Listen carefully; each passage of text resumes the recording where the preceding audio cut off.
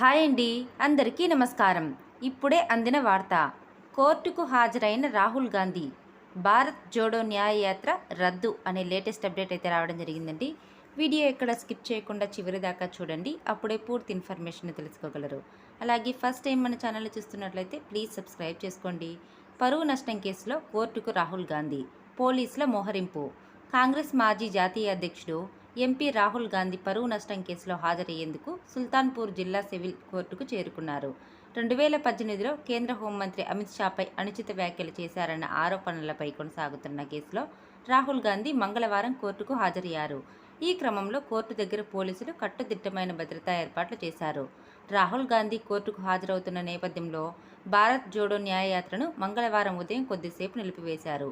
ఈ రోజు మధ్యాహ్నం 2 గంటలకు అమీర్లోని పుర్సత్గంజ్ నుంచి యాత్ర తిరిగి ప్రారంభమవుతుంది. బెంగళూరులో 2018 విలేకరుల సమావేశంలో కేంద్ర హోంమంత్రి అమిత్ షాపై అభ్యంతరకరమైన వ్యాఖ్యలు చేశారనే ఆరోపణలపై 2018లో బీజేపీ నేత విజయ్ మిశ్రా రాహుల్ గాంధీపై పరువు నష్టం కేసు దాఖలు చేశారు.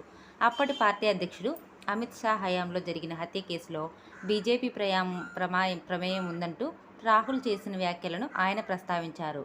రాహుల్ గాంధీకి జారీ చేసిన సమన్లపై కాంగ్రెస్ ప్రధాన కార్యదర్శి జైరాం రమేష్ స్పందించారు. ఈ క్రమంలో కాంగ్రెస్ చేపట్టిన భారత్ జోడో న్యాయయాత్ర పట్టాలు తప్పదని సోషల్ మీడియా వేదికగా వెల్లడించారు. ఇలాంటి వాటికి రాహుల్ గాంధీ భారత జాతీయ కాంగ్రెస్ బెదిరిపోదని అభిప్రాయం వ్యక్తం చేశారు. ఇలాంటి మరిన్ని లేటెస్ట్ న్యూస్ అప్డేట్స్ కోసం వీడియోని లైక్ చేసి షేర్ చేయండి. అలాగే ఛానల్ని సబ్స్క్రైబ్ చేయండి. Thanks for watching friends.